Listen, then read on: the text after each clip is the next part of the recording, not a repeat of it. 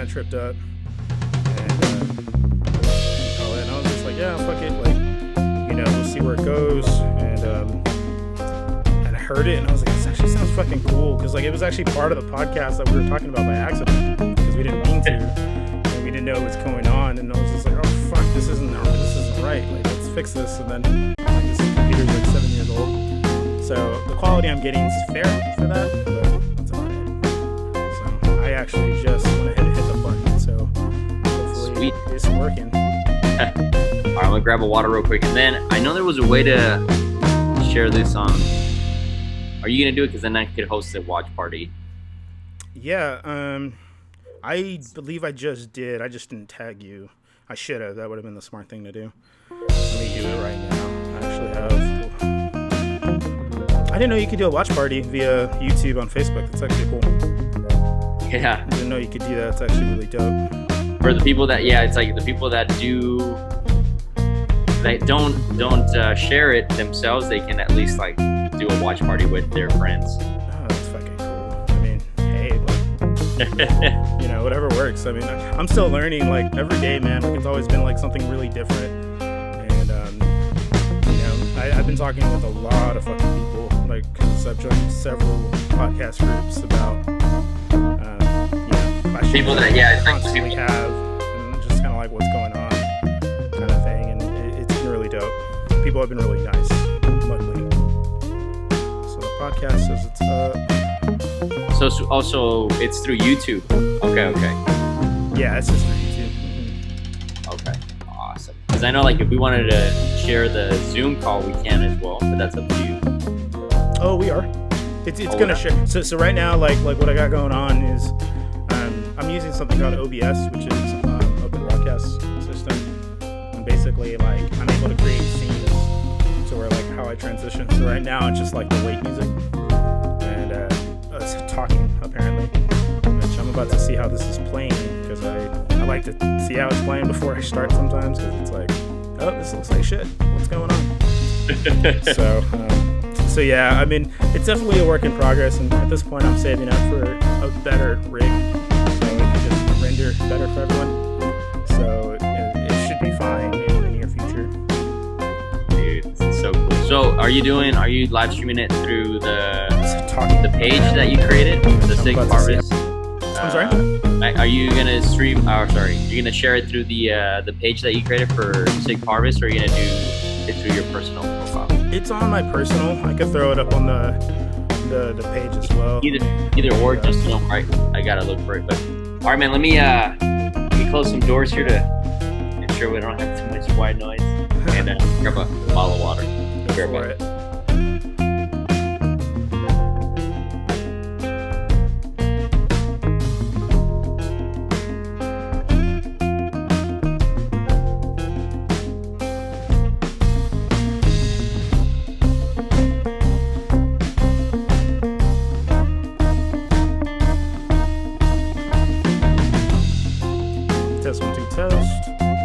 Hey y'all, welcome to the waiting room.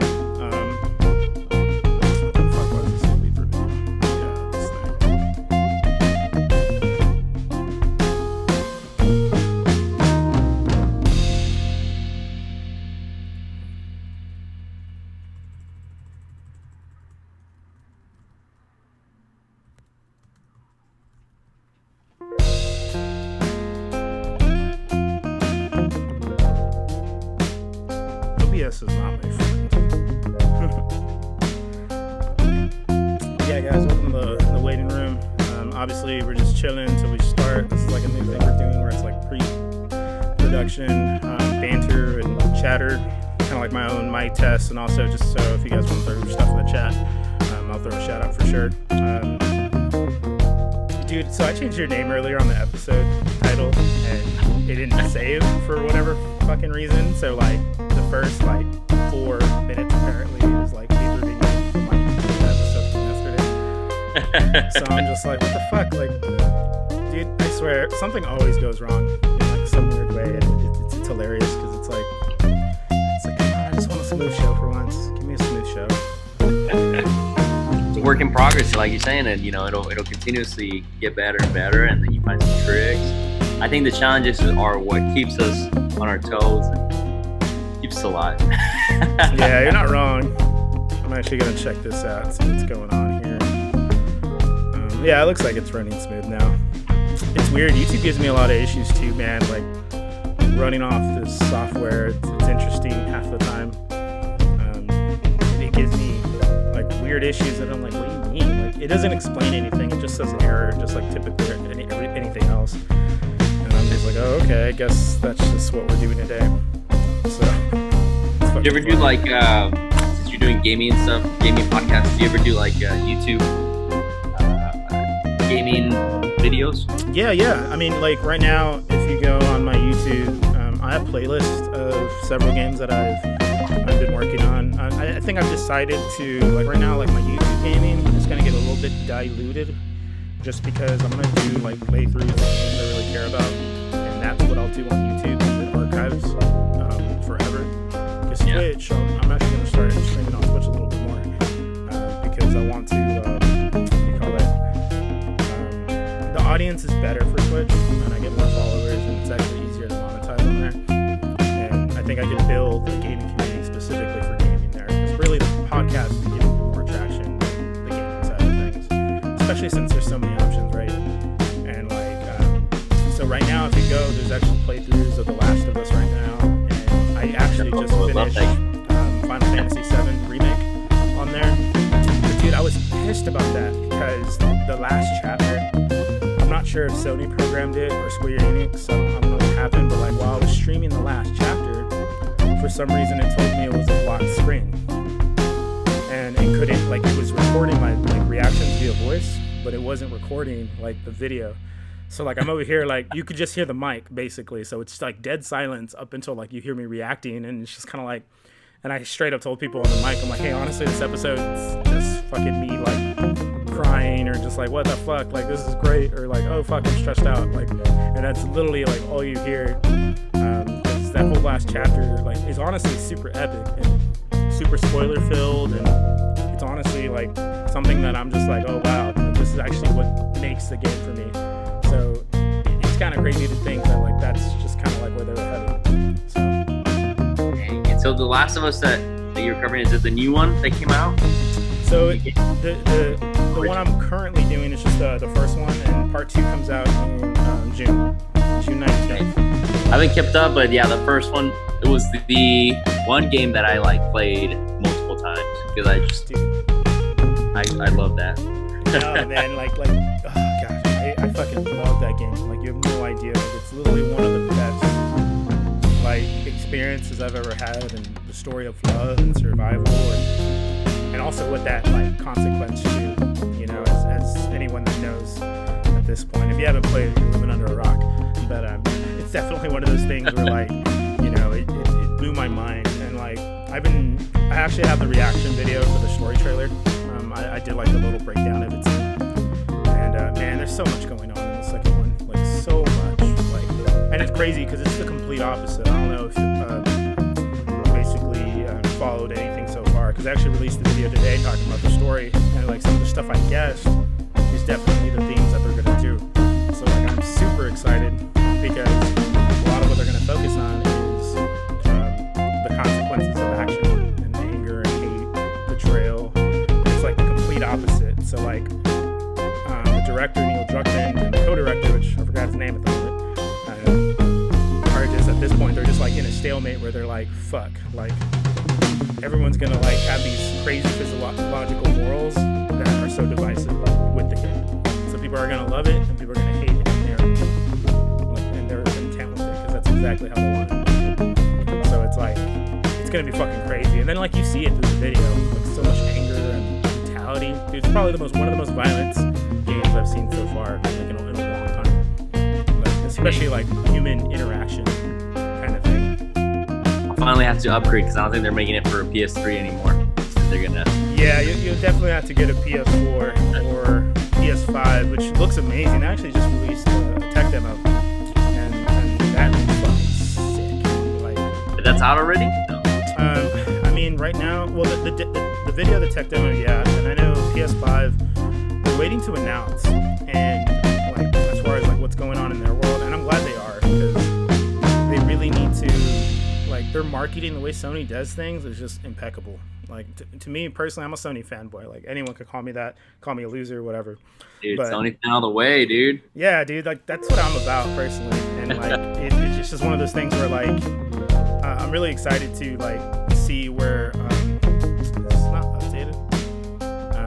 What do you call it? Like, where they announce and how they announce, because it's gonna be crazy. Okay, cool. I was wondering, like, my little preview here, like on my setup, was telling me that, like, it was still Leaper Video, and I was like, oh, fuck, dude.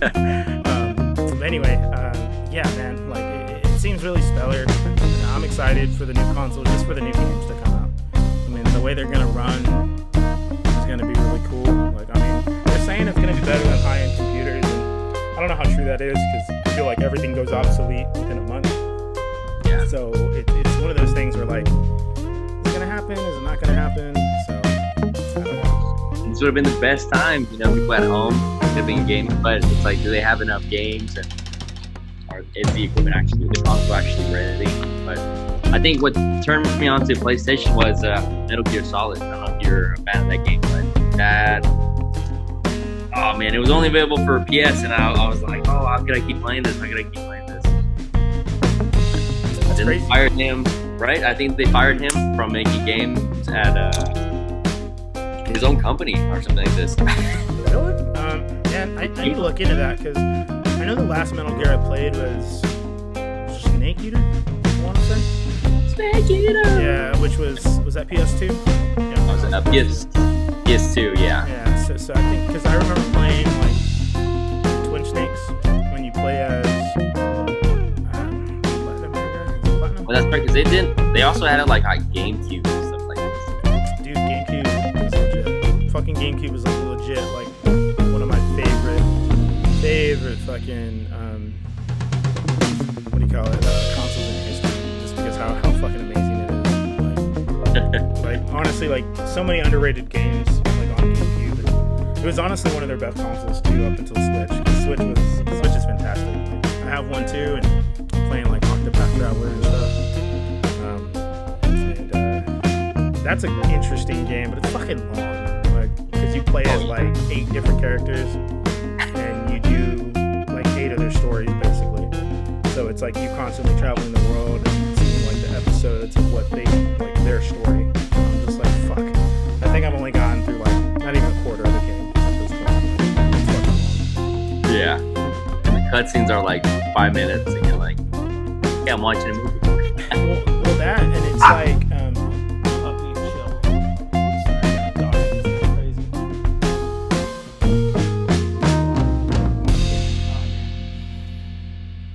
Yeah, she's a pain.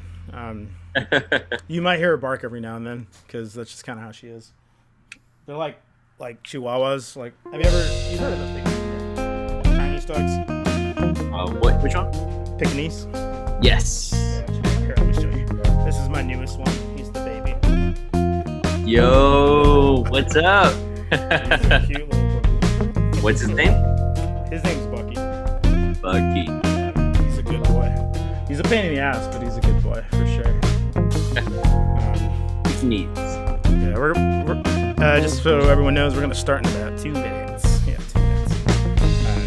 But yeah, man, it's crazy. Like, they're really, like, spoiled fucking dogs, though, man. Like, because they come from, like, Chinese royalty or something. And Jesus Christ, man, like, they're spoiled. I mean, like at 1 week we were giving them all wet food, because obviously that's all the puppy could eat at the time. And like, I got dry food out again for them, and they look at me like, what is this shit? And I'm just like, it's like, fucker, that's your food you always ate before. Like, just because they give you food for a week doesn't mean you're gonna stay eating wet food. And they're just like, what? And I'm just like, it is what it is, puppy. I'm sorry. Then the puppy got a phone. He started ordering on Uber Eats and DoorDash. And I'm like, dang.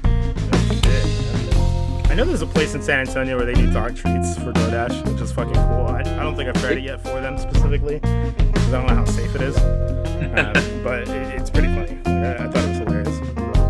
So. Pups. Yeah, I love. I'm definitely a dog person now. But sweet, it's time to start. share it here too. Yeah, man, go for it. Blow it up. I'm just gonna do my spiel. Hey, everybody. Welcome to Sick Parvis Magnum Podcast, and we're here with Sammy Lam. Am I saying that right? Lam? Yes, sir. Lam? Awesome. Sorry. I just want to make sure. I'm really bad at name pronunciation. I can't even say my last name because I can't roll my R's. But we are here today to learn about the wine cowboy and what he does to make his business and how he got there. I'm personally really excited because I'm a huge alcohol enthusiast. I love all kinds of alcohol. Wine, honestly, being my least suit. But it's something I just don't know about. So I'm hoping to learn a lot about wine today for sure. Absolutely. First of all, thank you so much. I mean, it looks like you've been doing this on this rebranded podcast for 16 or this is the 16th episode. So I'm excited to continue what you're creating here. And, Oh, yeah. Really wish you the best as we continue to see this project grow and reach larger and larger audiences. Oh, yeah, man. All about it. So once again, is it on Facebook? Yeah, it's on Facebook. Okay. I could actually send you the link if anything. But yeah, man. I mean, so give us some background, man. Tell us a little bit about yourself and where you come from, school, any of that good stuff. Long, old, it don't really matter. Awesome. So hey guys, Sammy and Joel, I'm here. Originally from McAllen, Texas, so down in the Valley, Rio Grande Valley. Whoop whoop. And so if you're from the Valley, there's no wine drinking down there. I mean, there's your Modelo, Tecate, Corona, maybe some Sol and Chivas, in Bucanas. I mean, that's what you see at quinceañeras or at weddings. I mean, this is what you're used to. But, I come from a family that doesn't drink.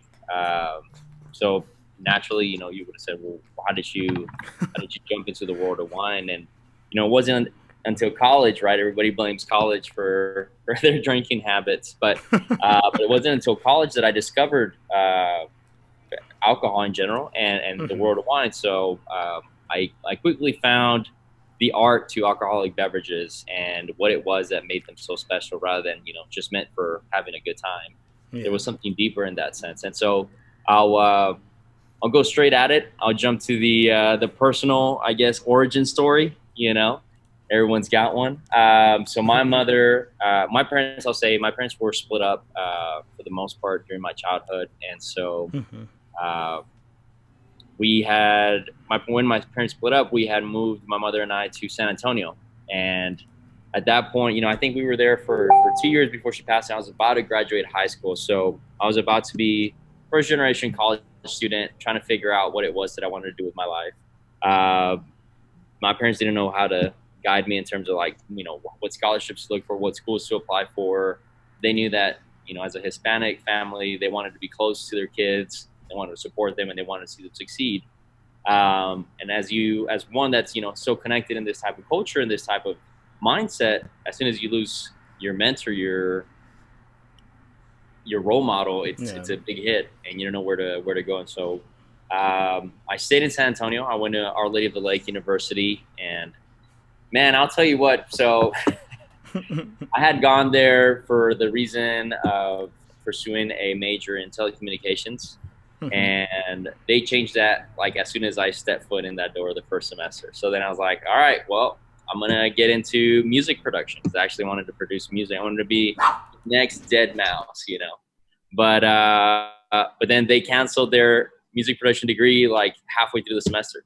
So everything was just being cut down, and they were going through some financial struggles, and so they were having to kind of cut their offerings. And I was just like, man, what do I do? And in that semester, because all the things that I was trying to do that in a sense my mother had influenced me to kind of pursue, she wanted me to be either a talk show host or a radio host, kind of like what you're doing. So, she'd be very proud of you actually right now. She'd be like, why aren't you being like Juan? That's drinking cool. Wine, drinking wine. I mean, you're really charismatic, to be fair. I think personally, when I see your videos, and you're really outspoken, so it makes sense, quite frankly. Dude, thank you so much. I mean, it was kind of like her always trying to push what she wanted. She wanted the spotlight. She wanted to be in the world of artists, but she liked to be behind the scenes. So she wanted me to hopefully go in the front of the stage and kind of take on. But yeah, I was just like, I don't know, I don't really want to do it. But radio and telecommunications were something think about and kind of get me into that kind of side of the industry. So with that being cut down, then I was like, well, music production, I can still be on stage, but I don't have to be really on stage. So I was kind of like in the middle, like outgoing introvert, I guess you can say, somebody that likes to be there, but also likes to go get away from the crowd. So, yeah, I was just trying to figure out life, and I went to a study abroad program. I mean, having not necessarily a reason to be in San Antonio, I didn't really have friends there. We had just moved there, and I went to this school. I had, no idea who was going to go from my high school at that point. I was like, yeah, let's look at what opportunities exist. And there was this program called Semester at Sea. So I don't know if you ever heard of this program, but it is amazing. Is it similar to like study abroad? At least that's what it sounds like. Yeah, it's a study abroad program, but it's like the show from Disney, The Sweet Life on Deck with Zach and Cody, Oh, no shit. That's kind of cool. As a student, you get to live and study on a ship. And so you take, I think, anywhere from 3 to 4 courses, depending if you're doing summer or fall or spring, stuff like this. And you get to travel to anywhere from 8 to 12 countries, depending on the size of your semester, if you're doing summer or a full term. Yeah. And so I applied, man. I was like, I don't think I can afford this. I come from the Valley. We don't come from much. And so, but there were scholarships, scholarships at that point, especially having just lost my mother, brought in this kind of opportunities for me that, if I could, obviously, I'll just say this right now, like if I could take all that back to get my mother, of course, I prefer to have that, because there's nothing like losing a parent. There's nothing to replace a lost parent, and so, I just wanted to fill that void, and with the scholarship opportunity, I was like, let's do this. So before I get to that phase, I'll preface by saying there were 3 things that my mother loved in life. And so as her kid, I would want to honor her in whatever way, shape, form that I could. So she loved wine, even though she didn't drink much of it or knew much about it. She loved her Franzia. I mean, bag-and-box, low shelf, cheap, but it was the best memories that I had of her during my teenage years, which is, when you're going through all these emotional things. And so we would sit once a week on Sundays typically, and would sit on the balcony, and she'd, pour herself a little glass of Franzia, maybe 2 max. And then she'd just talk to me about life. And, it was our day together. Like, it was bonding moments. And for me, that was very special. And she was like, there was always that small intent of like, oh man, I wish I knew why this wine is so special, or stuff like this. So that kind of stuck with me. I was like, oh, that'd be cool to, maybe take her to a wine class one day and kind of share that experience. But at that point, I didn't even drink. I mean, I was in high school and stuff. So I knew nothing about it either. So I was like, in the future. And then she also loved cruises. So, being in Texas, Galveston is not too far away. And we would save up all year long to do this one holiday cruise, 5 to 7 days, depending on what the offers were.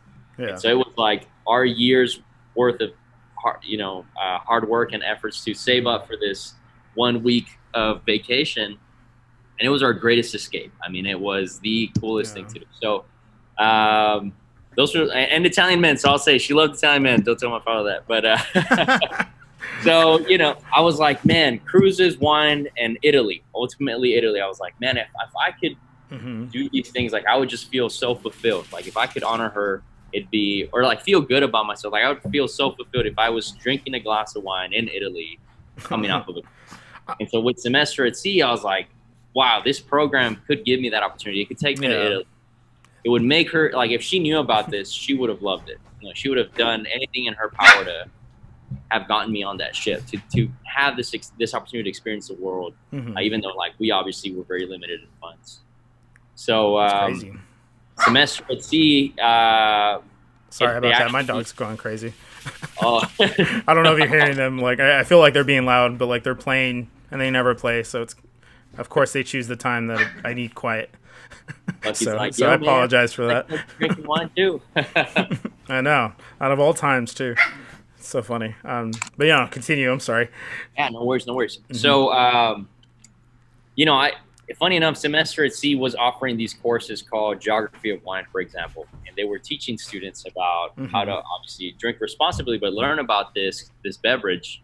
And as a student traveling to all these different countries in one semester, it was like, wow, you're realizing how in each country this beverage is not necessarily worshipped, but it's viewed highly, and it has its whole, I guess, aspect. It has its own look, style, feel, taste, Yeah. and people, always celebrated it. And especially in Mediterranean countries where we were mainly visiting, it's a big part of their everyday life. Yeah, for So sure. Hmm. seeing that, I mean, here in the U.S., obviously, number one, 21 years old to drink or older, and two, wine has not really been until recent times a go-to beverage for the regular consumer. It's been either your Coors Light, your Hmm. Miller Lite, whatever it is. Your ultra. Yeah, Michelob Ultra, Bud Light Premium. So like, I think there was a statistic. I don't know for what year it was. It was one of these recent years. I think it's probably 2018, but it was only about close to 30% of U.S. Americans actually have tried wine, which is Hmm. crazy. I mean, we're a huge country, and only 30% have tasted wine or have even like continue to want to learn more Hmm. about it. The rest drink other things, spirits, hard liquor, beer, whatever it was. So, yeah. So as you can tell, I wasn't into this world of wine, but then visiting all these countries, I was like, wow, this is really cool. And Hmm. I mean, a lot of people fall in love with wine when they travel abroad. They always tell you that it's like, oh man, I Yeah. was in Europe or whatever, and I had some of the best wines, and they want to tell you all about it once they come back. I was the same. I I came feel back. I that. told my family, I was like, "We're going to Olive Garden. I'm going to teach you everything about wine." And they're Hmm. like, "Okay." Out of all places, Olive Garden too.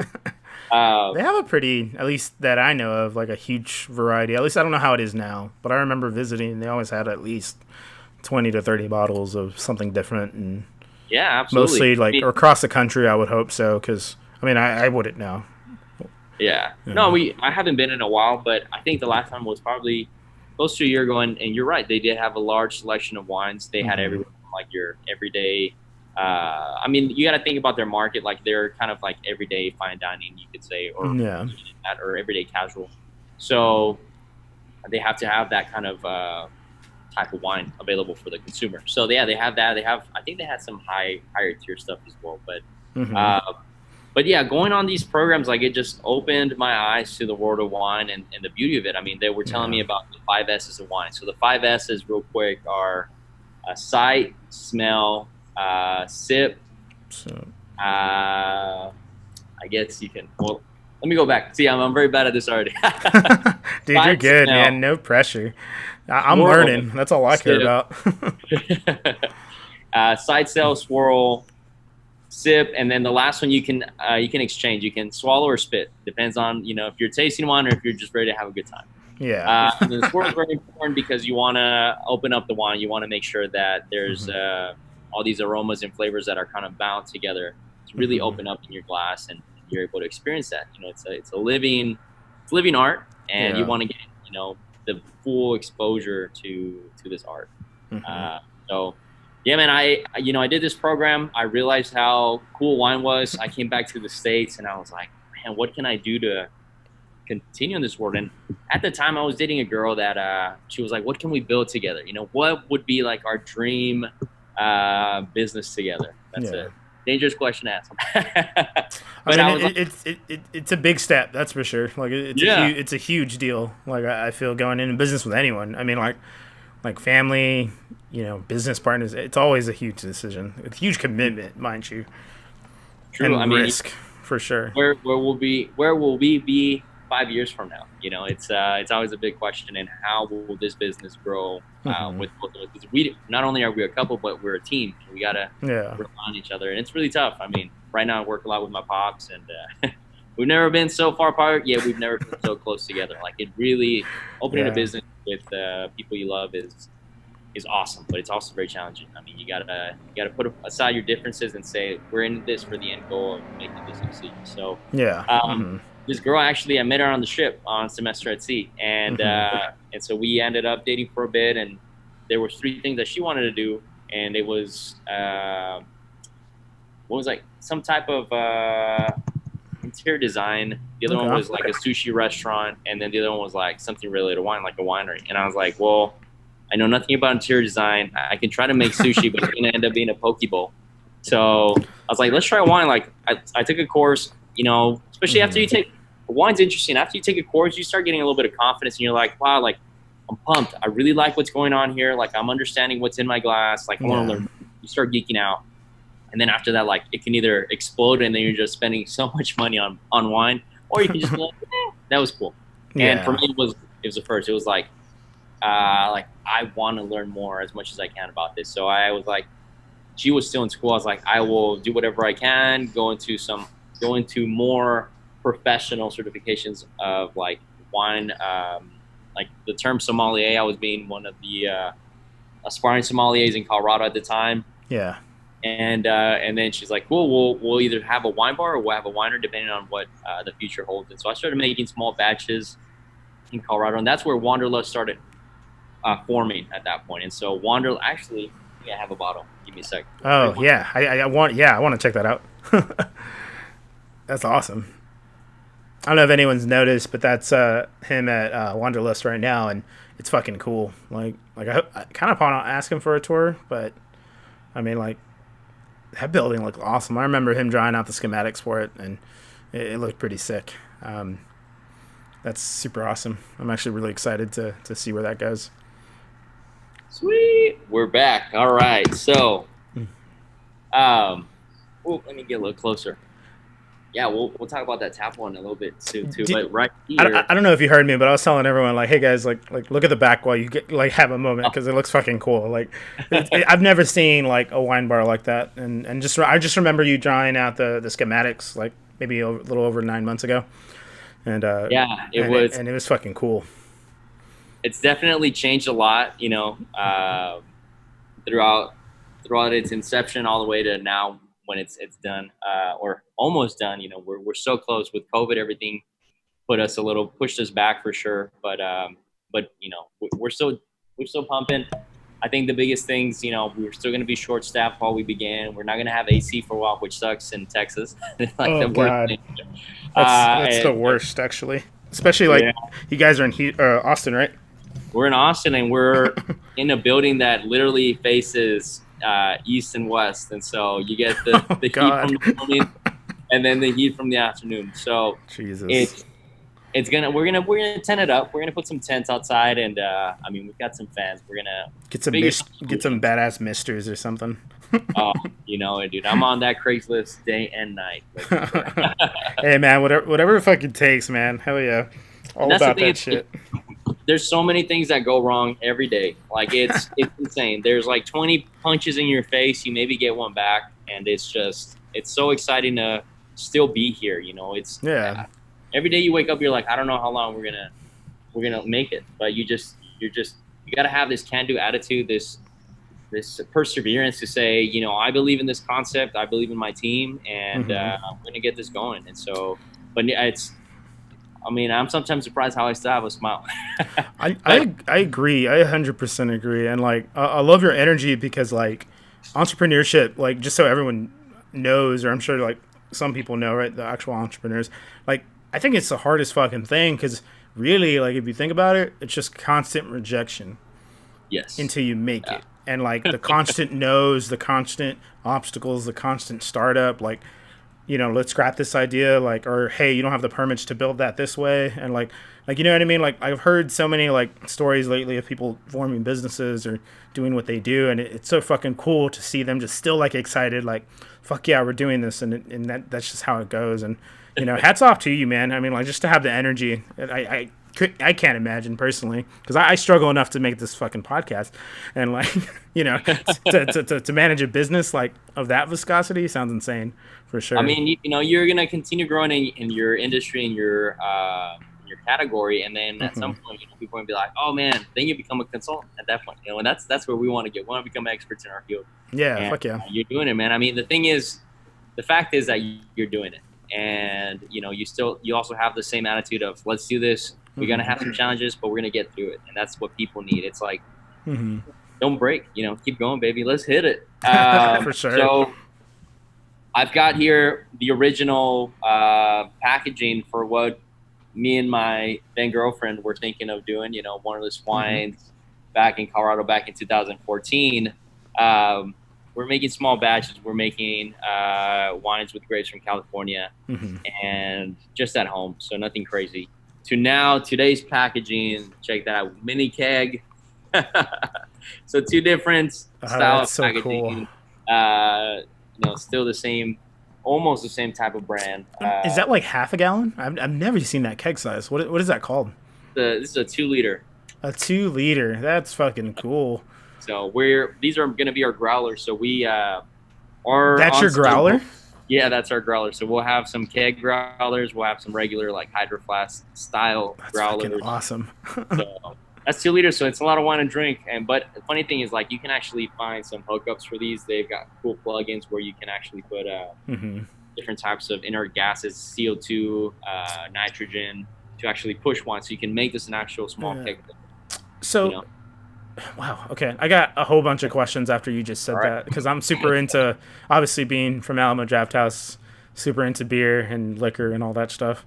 But I just have so many questions. But I'm gonna let you finish first as you go, because it's so interesting to see a little keg like that and just how pouring wine out of the keg is. Because that's crazy. That's crazy to me. Growler Works. I mean, Growler Works has a lot of cool stuff. This is not from Growler Works, but that's where I kind of started getting my inspiration from. Growler Works is out of Bend, Oregon, I think. But yeah, to wrap up the origin story. So essentially, I was with that girl at the time, and when obviously we're not together right now. But when we broke up, she was like, all right, pack your bags and take off. And at that point, I actually was hired on by Semester at Sea to work for them. So I was traveling a lot for them for a certain period. Yeah. And I was moving around different states for work. And so in these states, I was getting different wine jobs at different wineries. So I was either at the tasting room, I was doing production, whatever it was. But when we broke up, a lot of people through their breakups, they can either just fall into this deep depression of like, oh man, like, will I ever find somebody better than them, or just like them? You're not going to find anyone just like them, of course, because everybody's so unique and different. But, yes, you will find somebody better, somebody that's better for you. And the thing is, like, we all continue to grow and evolve as individuals. And maybe they were the right person at the wrong time, but then now you're a different person. So now you're going to be looking for somebody else. And so in any case, I was like, I'm going to show you I can succeed. I was in that mindset, that attitude of, I want to prove you wrong that you didn't see this through. And that was for a long time the inspiration to continue this brand. But then after a while, it was more like, you know what, like I really like this, like wine production, the world of wine, the people behind it, like everybody's so humble and nice. The world of wine is so small. And so there was, after working for Semester at Sea for a bit, I was like, what can I do to travel the world, continue doing obviously what my brand represents, Wanderlust, traveling, the desire to travel, Wanderlust wines, traveling the world through wine. And there was this program called OIVMSC. And so OIVMSC is a Master's of Science in Wine Management that is based out of France, out of Paris, France, but they visit 27 countries in 11 months. So wait, exactly what? Yeah. 27 countries in 11 months. Yeah, man, 27 countries in 11 months. Fuck? That sounds fucking crazy. So it's like Semester at Sea, but now it's like literally focused in the category of wine. And so you're Monday through Sunday going to visit wineries from certain wine regions of the world, and you're learning from these producers, from these wine business professionals, and you're learning, how it works in their country, in their business model, and then just learning of these cool new trends. So right before I went on this program, they ask you, the program itself asks you, what is your goal for doing this? Like, obviously, they don't just want kids to be, or not kids, but participants to go and just basically get drunk around the world. They want actual serious people to commit to, because it's you're meeting high-end producers and wine legends, so they don't want you to just make a fool of them or yourself.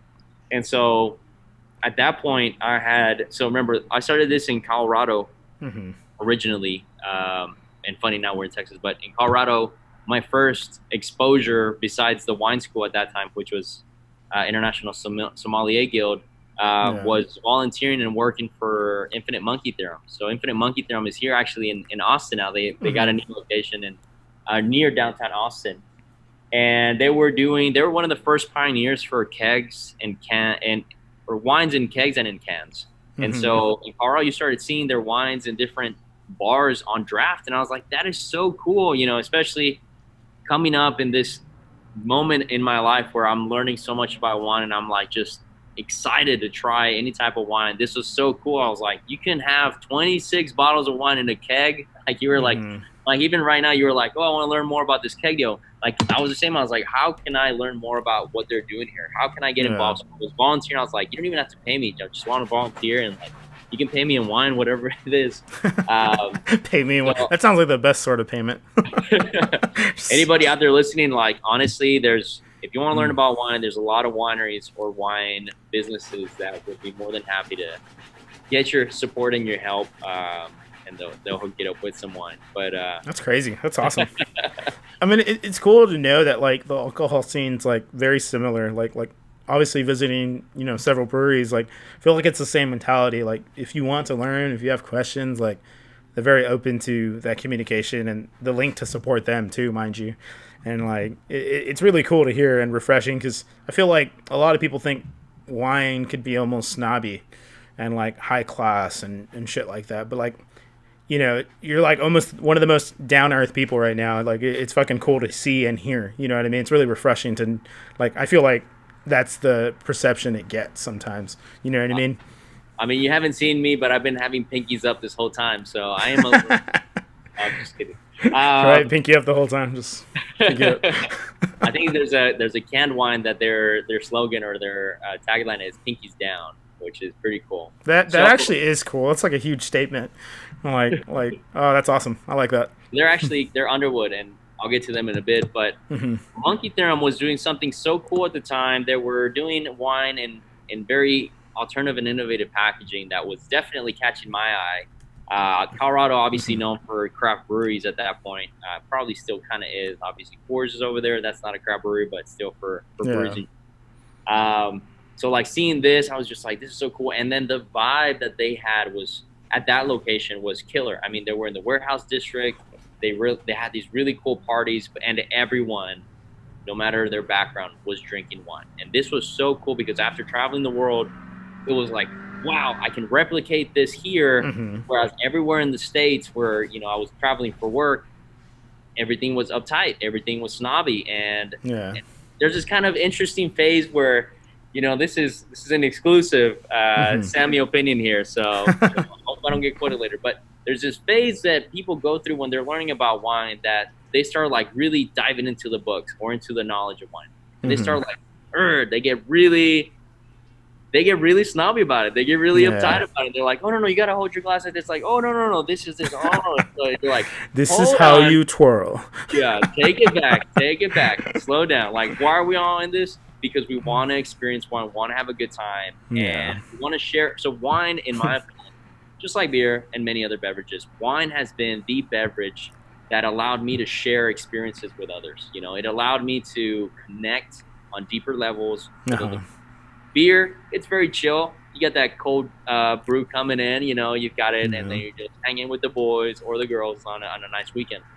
Spirits can get a little crazy, and so wine is Yeah. right in the middle. It's like it hits you to the point where you start opening up with the people you're talking with. It gets you to that level of Hmm. comfort, and you just become immediate friends. Sometimes immediate best friends. I mean, wine has taken me to many great heights with individuals that I like met that night, and I was like, wow, it all started with a glass that we shared, and then that becomes one of my favorite glass of wine, for a while, Hmm. because I'm like, this wine like brought me so close with somebody that's so amazing, and Yeah. everybody's so joined. I don't know. I mean, I guess I'm getting more into the romantic side of wine, but once again, to Monkey Theorem, they were doing something so cool at the time, and I was like, I want to replicate what they're doing, Hmm. but the Sammy way, the Wanderlust wine way, the Wanderlust wine code. Yeah.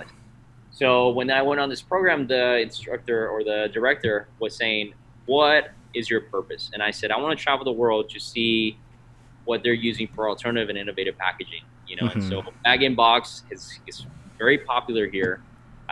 You've Really? got bag and box, Hmm. large format, especially now. Like people are buying bag and box because of COVID like crazy. Just They're because just does it actually hold longer? Because I feel the plastic would ruin the wine. I'm sorry, no, just like sidebarring that completely, but oh, I'm you're good. curious about that.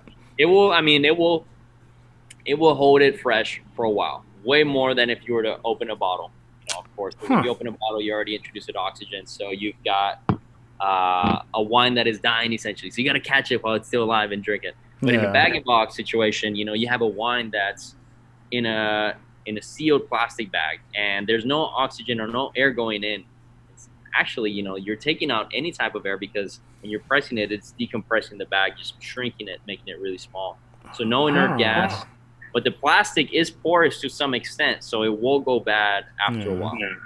And then, obviously they're playing around with different types of plastic bags to maybe allow a little bit of air to come in to maybe evolve the wine, or maybe I don't know. Depends on also how much the winery themselves or the packaging facility is willing to spend on that plastic, because it can get more expensive the more they do research. Anyway, I'm sidetracking too, but yes, No, you that was can great. Thank you.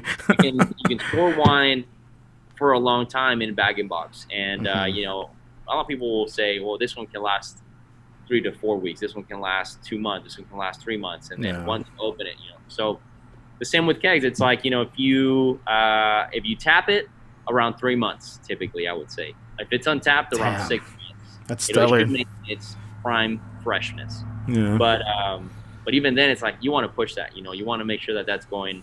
And as soon as there's oxygen of any shape or form, like, you got to get it out. You want Yeah. to get that product consumed.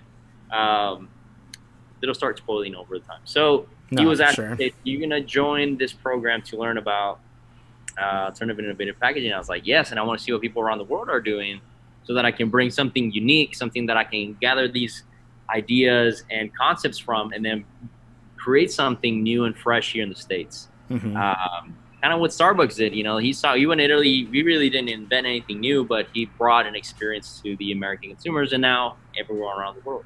So in my travels, let me see, there were so many great moments, but there was like one moment, I think it was in Avignon and in France. Hmm. They had a similar self pour wall.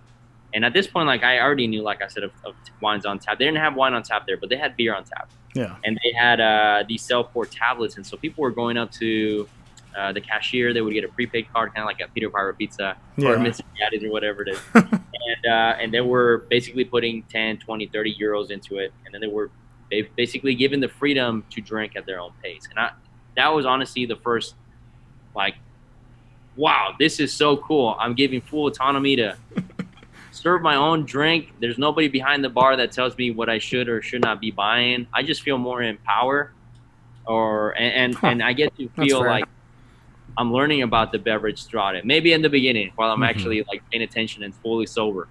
After Yeah. that, it's just like I just want to keep drinking and having a good time. So I was like, this is so cool. If you can give that to the American consumers for wine, maybe it'll break the intimidation that wine already has, like you were saying. Hmm. So I was like, can this work? Can this bring in a new opportunity for the American consumer? And I was like, okay. And then fast forward, I think it was London. I mean, around the world, there's places like this, but London was where I actually got to experience one of the biggest at that time, if not still, Inomatic machine wine bars. So Yeah. they don't have kegs.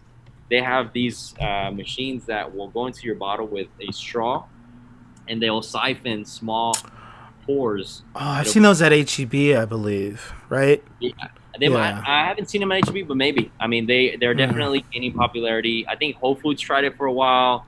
Whole Foods tried keg wines for a while. I think they're still maybe doing it, but I think Regal Theaters has a couple for their wines too, where they just load the bottle in into yes, the and then because I saw a guy change it out, and I was looking at him like, what the hell are you doing? And I thought it was neat. I thought it was super random, but it was neat because I was I just mean, like, we don't have cool. that. Like, that's for You sure. can get some really nice, expensive wines there, and then you're like, heck yeah, like I'd be down to pay $10 to try this $300 bottle, or something like this. I don't know. Yeah. And it really intrigued that market of wine connoisseurs or curious wine drinkers that were like, I want to try these really cool wines. I just can't afford it. But then again, it wasn't my market. Like, my ultimate goal was to help people make wine their beverage of choice. And Hmm. at this point, I feel like there's also the paradox of choice, which obviously right now this looks cool, but when you're on it, you're like, oh man, there's a lot of options. I don't know what to get, and Yeah. I can get a little intimidated. I'm like, I don't know where to start. So obviously that's where we have our staff. But I was noticing this too from these establishments, Hmm. and so I was like, well, I don't want to do the nomadic like you were saying. This one right here, like with the Hmm. bottle. I wanted because I was like, is that still? What are other things that I can look at? Like you're looking at alternative and innovative packaging that's maybe more sustainable. You know, Hmm. everybody right now is looking for better ways to protect the planet, to reduce the carbon footprint. Yeah. And keg wines and canned wines were definitely going that route. You know, Hmm. kegs in the sense that you're transporting less weight, so less of a carbon footprint because you're putting 26 bottles of these in a keg versus 26 bottles themselves, and that adds weight to cargo to transport. And Hmm. then cans, the recyclability aspect, the fact that you can recycle cans in way more places than you can glass bottles. Hmm. True. So, and the portability, and also reducing the pretense, the snobbiness of wine. So all these cool things of both. I was like, I can really look into this, but everywhere around the world, I was noticing. So not only like at this point, I was like, I just want to grab some cool ideas, bring something to the U.S. and grow it there. But Yeah. then I was like, I want to take it to the next level because I started realizing from my travels that people were not putting their best wines in keg. People were putting their very cheap value wines that are not value, but just high margin, cheap house wines essentially on tap, Yeah. and they were making a they were giving it a bad image. People were paying $8 to $12 for this glass of wine that is shit. So Yeah. They just want to pretty much obviously get, the aftermarket on that shit. But.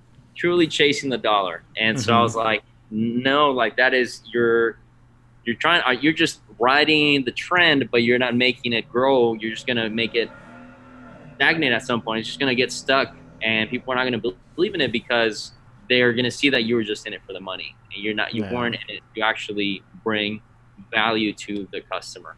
So Yeah. I was like, all right. So I was at that point. I was like, I want to bring premium wines in keg. Obviously, it can get expensive, so we'll play around with it. Of course, we'll have some entry level. We won't have barefoot or anything like this, but we'll have some nice entry level wines Yeah. all the way to these like high tier premium wines. So, Hmm. um, yeah, man. So then I came back to the States. I finished my program, and funny enough, they finished in the U.S. So I did a harvest with Underwood, the people that have the tagline "Pinkies Down," Hmm. and they were out of Newburgh, Oregon. But they're the famous canned wines you'll see like at Central Market, HB, Whole Foods. They're everywhere.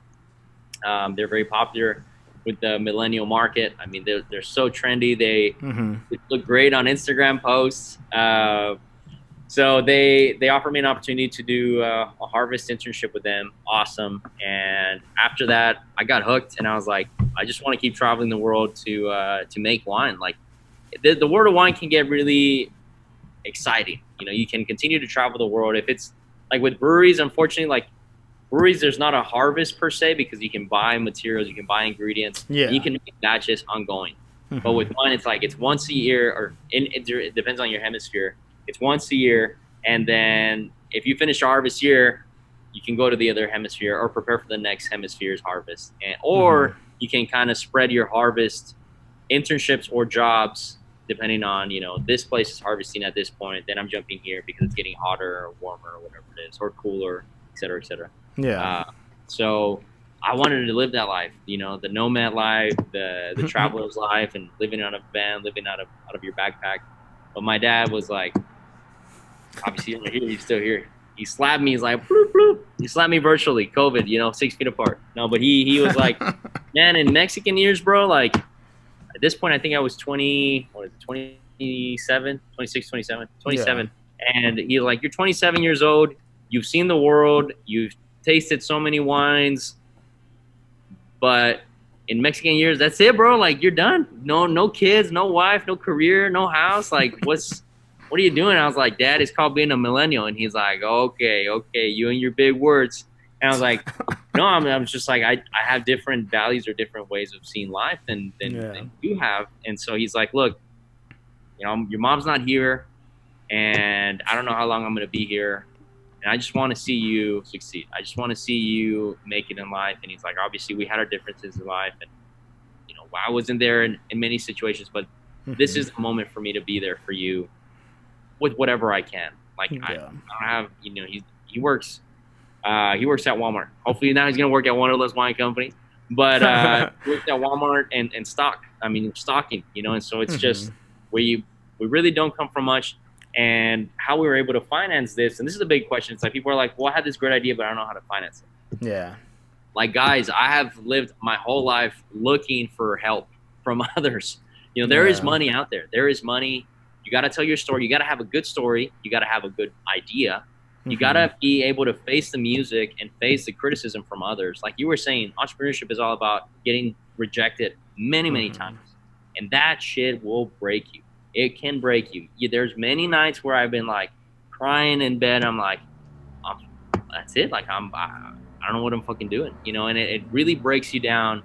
But at the end of the day, it's like you cry it out, you let it all out, and hopefully have somebody to vent with, you know, because, you know, that it's good to let it out.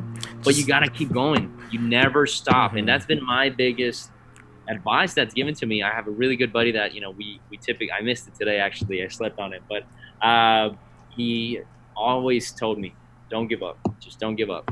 Whatever you're going through, don't give up. There's always a way. And I'm like, it's so simple, but these are the words that I need to hear right now. And I was like, okay. So so he was like, my dad was like, let's just do something while we can. So I was looking around. I was like, okay, well, I really want to build a winery or wine concept. So I started looking into the legalities of what I can make with what type of business model. And in Texas, you have a very unique licensing structure where they have the G permit. So the G permit allows you to operate as a producing winery where you have your own stash or your own batches of wine. But it also allows you to operate, in a sense, as what they call a seller, essentially a reseller of other people's wines. So I was like, okay, cool. Like I can partner with all these other Texas wineries and resell their wines here and be essentially what some would term a wine bar or what I term as a tasting room. So now I have 56 wines on tap. So now I'm going to have 56 wines from different producers here, sell for. And so I was like, this is the perfect place that's going to allow me to grow, because I really wanted to go to the Northwest. The Northwest is beautiful. If you guys haven't been out there, man, Seattle, Portland, I mean, those places are amazing. I would retire there, but it's really expensive. So real estate's expensive. Life is expensive. And I was like, you know, Texas, I came back to my roots, but I'm not from Austin. I'm from the Valley. Once again, I lived in San Antonio for a bit, but, you know, we're Austin and San Antonio, two worlds apart. I mean, different. Yeah, it's very true. So true. And honestly, like, once again, like, I went on semester at sea in college, but I never was here to understand the drinking habits or the consumption trends for Texans. But I was like, you know what, I'm gonna come back, work in the industry. So I started working as a server and for other different wine stores here, just to kind of understand what people were drinking, doing, buying. And then I found this warehouse where we're starting now, and very beat down. I mean, needed a lot of TLC. Very different. I mean, you saw the renderings. I think you were saying you saw them earlier. What we expected them to be. This used to be just concrete block and bricks. And oh man, I'll hopefully send you some pics if you want to share with the people afterwards in the I'd love to. That'd be dope. But we were like, let's do this. Like, I think the owner might be willing to give us a chance. And so I did this big proposal. And once again, have a good story and have a good offering.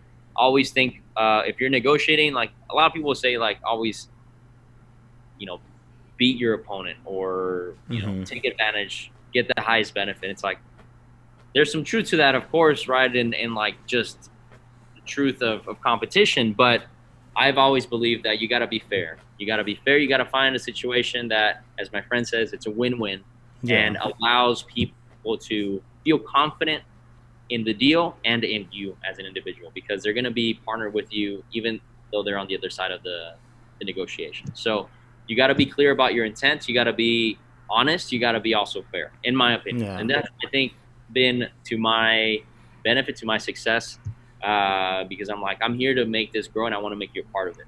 And so they gave us a great deal for a year with the understanding that, of course, we were going to put all this money in this. So I was like, we finally got the green light, but then we're like, okay, but where's the money?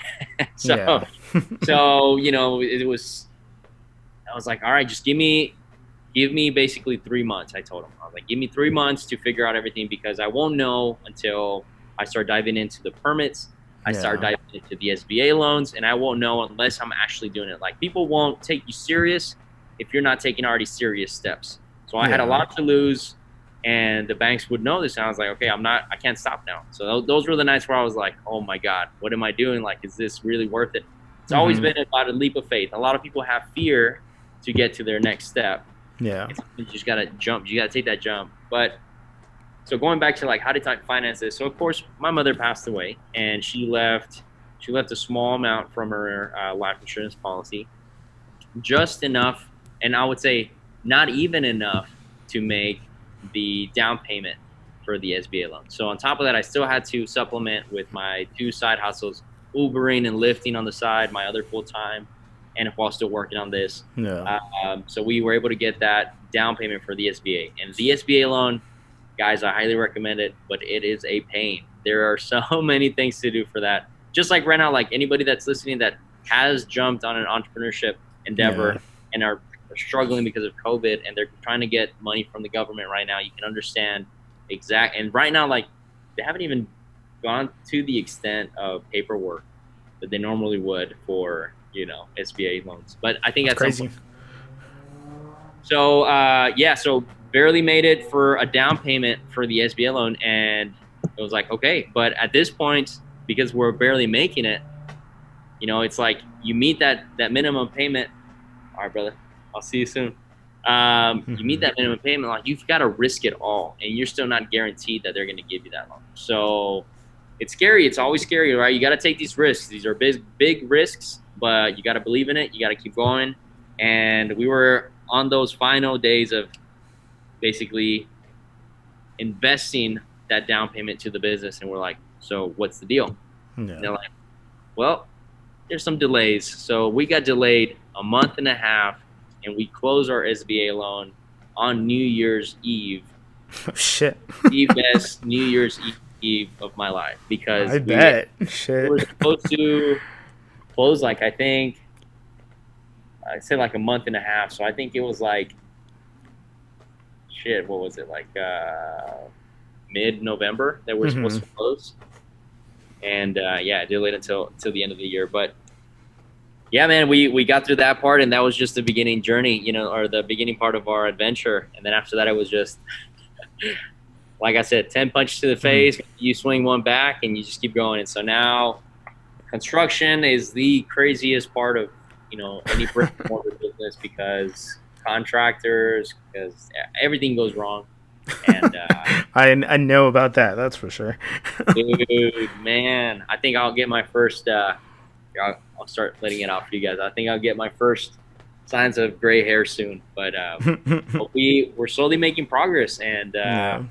we reached this level with COVID. Of course, we I think in the beginning I said we had to sacrifice our air conditioning, which we'll get hopefully through the summer. But should business be okay, and then some other things, short staff and stuff like this. But yeah, man, that is the quick overview of Mm-hmm. Wanderlust. I mean, there's still so many more challenges to go. I guess I'll briefly talk about the brand itself. So once I identified what it was I wanted to do, Mm-hmm. it was, okay, what is the brand? So Wanderlust Wines, like, how did that even come about? So when me and my girlfriend were still like on this phase of the project, she's like, well, what are we going to call it? And I was like, well, I found so much, how do you say, fulfillment in life by traveling and by drinking wine. Like, those were the Mm-hmm. two. And Wanderlust, and now it's like, it's a quote unquote basic term, but it means so much to me. Wanderlust for me was my escape, was Yeah. my ability to get away from the fact that I had lost somebody so important to me. And wine was a way for me to remember them. So Wanderlust Wines, which we've now changed to Wanderlust Wine Company, was meant for that, Yeah. on a personal level. But on a more audience level, like, okay, from the consumer standpoint, what it is, it's, we're celebrating travel, wine, and good friendship. So Mm-hmm. those are the three main themes of Wanderlust Wine Company. Of course, what is it called? Sustainability and eco-friendliness. And, we're constantly learning. We're still, you saw me drinking out of a plastic bottle, so you're probably like, oh, yeah, right. But, we're we're trying to survive here while we can. So we'll make some changes, but I'll show you real quick. I mean, I think we have video on this podcast. I don't know if viewers are able to see this or not, but Yeah, they've been seeing the whole thing this whole time. cool. Yeah. So I will just give you guys a quick look into what we've got going on here. So if you're in the Austin area, hopefully other places if we get bigger and expand, but we've got this nice little Android tablet. I think it's an Android tablet that has been adapted to our tap wall, and so you have. Woo, it's kind of bright there, but Blue Moon. I know, right? We're a winery and we're serving Blue Moon. No, these are preset menus. So essentially, we have a tablet that serves 4 taps. So we've got 14 tablets because we got 56 taps, and they're all going to have wines from around the world. Now, if you look closely, if you click on one of these, it'll actually open up and tell you more about that product, that beverage of your choice. And so you're able to learn about that wine. Wanderlust Wine Company. Our slogan is travel the world through wine, one flight at a time. And so these are all going to be flights essentially that are going to be kind of predetermined, of course, but that you can kind of taste around and say like, all right, this section right here, this is a Chardonnay flight, or this is a Sauvignon Blanc flight, or over here we're talking about red blend flights. We're talking about Cabernet Sauvignon flights. And so you're able to create your wine journey here on site at your own pace without that sommelier or snobby person behind the counter telling you what you should be getting or not. It's all about you having fun with wine and also having really good wine, but not committing to that $10, $15, $20 glass of wine of something you don't know. You're paying by the ounce, so ounce pours can be anywhere from like $1.75 to like maybe $6 an ounce, and there's about 5 to 6 ounces per glass, per glass of wine, excuse me. So, it can be like 8 to, I think our most expensive glass of wine will be around $30 because it is a really expensive wine that is out there. I'll show you the guts. Nice. So getting the grand tour. Yeah, we got some kegs in there, some babies. Let's go. We've got 2 different types of kegs. So since you're, into the brewery scene, you might start seeing these. I mean, you may have already seen these already. But they've got key kegs, or what they call containers as well. And these are plastic kegs that are recyclable. That's pretty cool.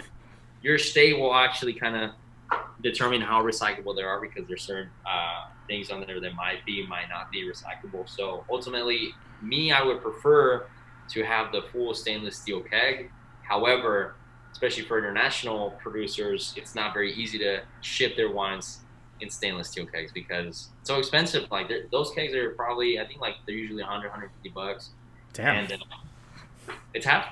Yeah. No. I was just like, damn. Like I can only imagine to ship that shit. Like it sounds crazy.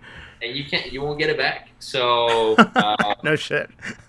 So people are like, all right, well, we'll make an exception, and we're just gonna figure ways to make our key kegs or our containers more recyclable for our accounts.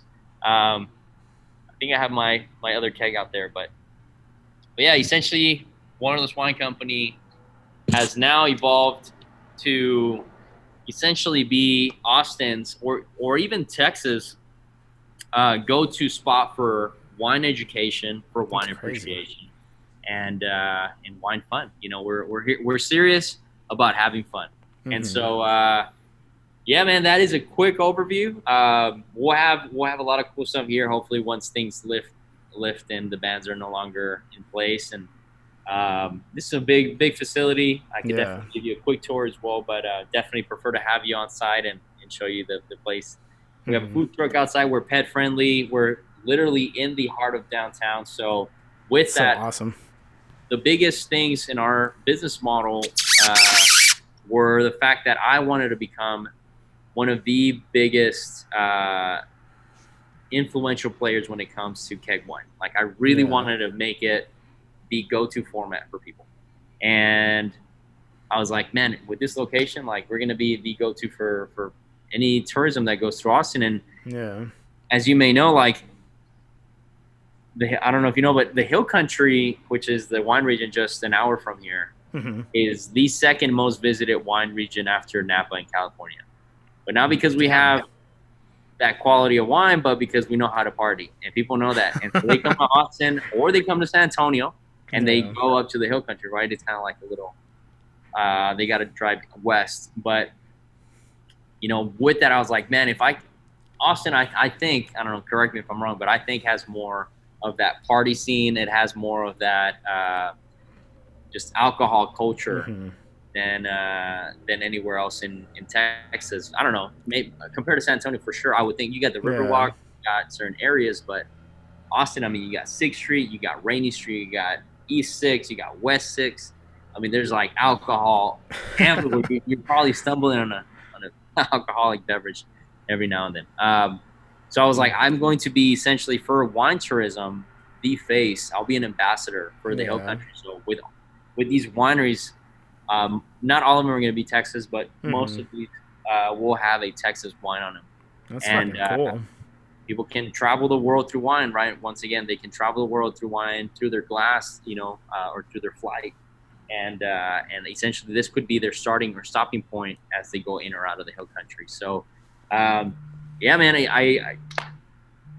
I'm a guy that a lot of people are like, man, like I never thought you'd get serious about opening a business. I was like, you just Yeah. you gotta do what you love and follow it and believe in it, and you'll be surprised where it'll take you. I mean, like where you are, bro. I'm so happy that you're doing this, and you're doing what you love, and at some point it's just gonna take off, and then you're like, wow, I love doing these things, and I love getting to know all these people, and your network just starts growing, Yeah. uh, and it's consistency.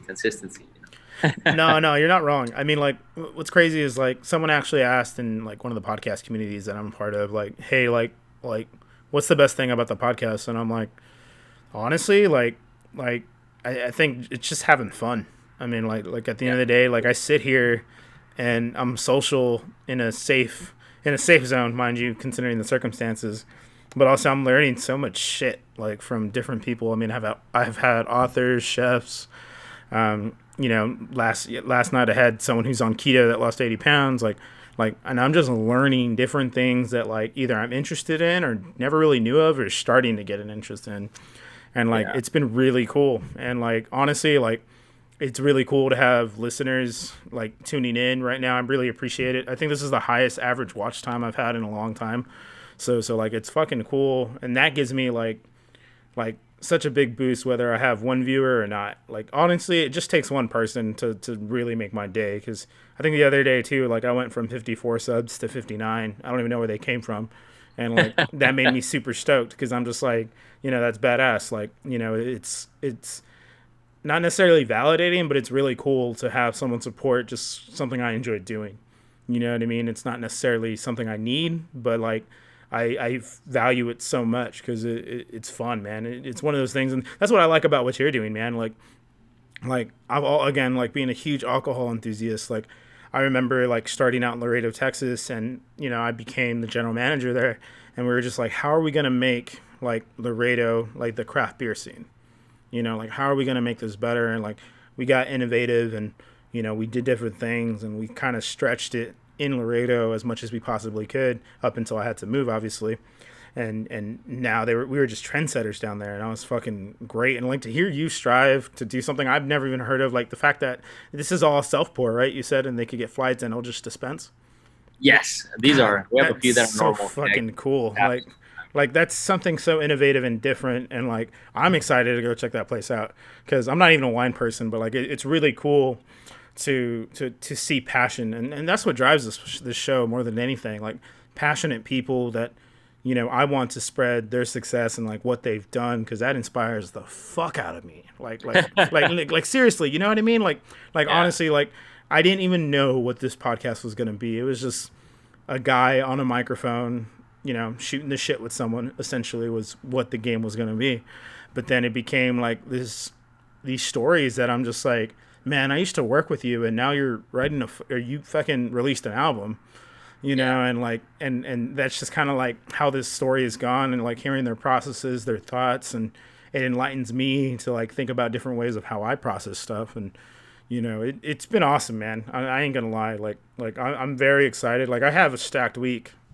Like I released like I think every episode like that I'm doing for this upcoming week, and it's a like it seems like a lot, but like honestly, like I have an author coming on. I have one of my friends that's literally across the world from me, and the time difference is literally like 12 hours. So like my nighttime is his morning, Yeah. and like we're just gonna get up and talk about video games and PlayStation, and then I do this with my brother and a friend of mine where we share music, and different artists, and we start analyzing lyrics, and like this show is like slowly forming, and so many different things that I personally love, and that's what's awesome. Like it's just like you said, constantly evolving and pushing past like certain adversities. And me mentally was more of a big thing because like being on camera, like my setup's so funny right now because like I'm looking at the camera now, but like in order to see you I have to look up at my TV, and like so like it's like obviously a little janky, like there's a sock on my microphone, like but it's just kind of what we got to do to start and learn and process things, especially like financially and stuff too. So it was really cool to hear your story, man. Like coming back from because I come from Eagle Pass, Texas, and I think the population's like 60,000, 50,000. I don't even remember. But it was such a small city then, and it's consistently growing. I've had a person on from Eagle Pass too, and he's a filmmaker, and hearing like people do fucking cool shit makes me realize like I could be bigger if I want to be. It's just how I do it. You know what I mean? So it's fucking cool, man. Honestly, like this is a badass conversation to hear like your story and how this happened, because I mean like I know like I always had you as a friend, and like you would talk about your business, and I tune in and be like, dude, that's cool, wine bar, like never really been, I'm drinking wine, like I love Pinot Noir personally, mostly reds is what I'm a fan of, and like I'm more on the complex side of the reds is what I enjoy. But I don't know, not nearly what I just learned today as far as like you talking about this stuff, like it's fucking awesome.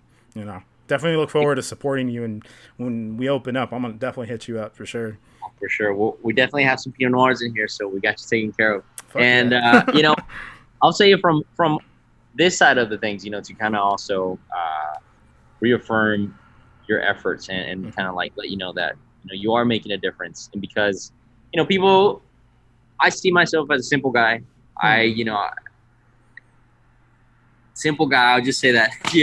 And people are like, I can't believe you're fucking opening up a bar in downtown Austin. I was like, me either, bro. Like I'm like, holy shit.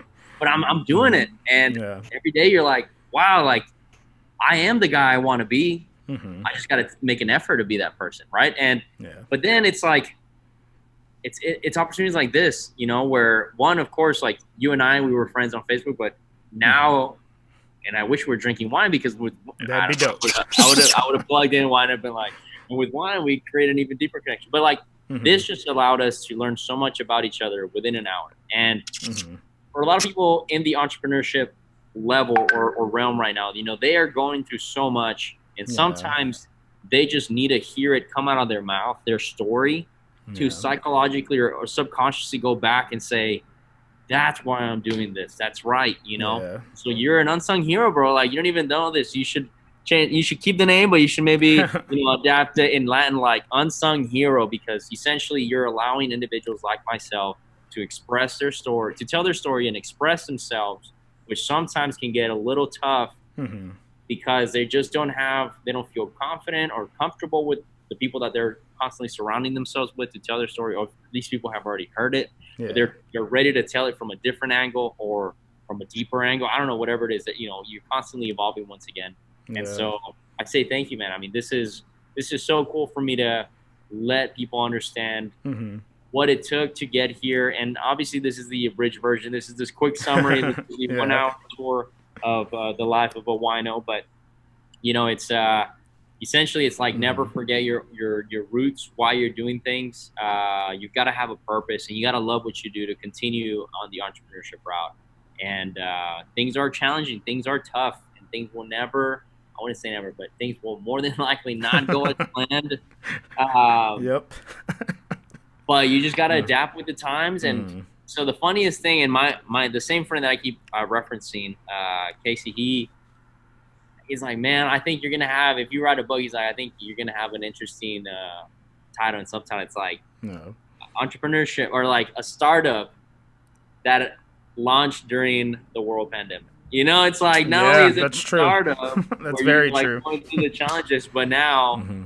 it's a fucking COVID-19 situation where nobody's coming to your business. And so now, of course, like we're still struggling. We're doing so many things, but I'm trying to keep busy with these virtual wine tastings that we're doing and whatever we can do. I mean, the government here in our state is hasn't fully allowed bars and clubs to. Even though we're a winery, we fall under a bar and club category, That makes and sense. Yeah. they, but we have a food truck and they're under the restaurant. So our patio space is kind of the I guess uh, assigned area. So we can Yeah. still have some people over, obviously 6 feet apart, social distancing rules, but we're doing our best to survive. And that was the biggest thing. Like I recently had another interview with Eater Austin. They were like, "Well, Hmm.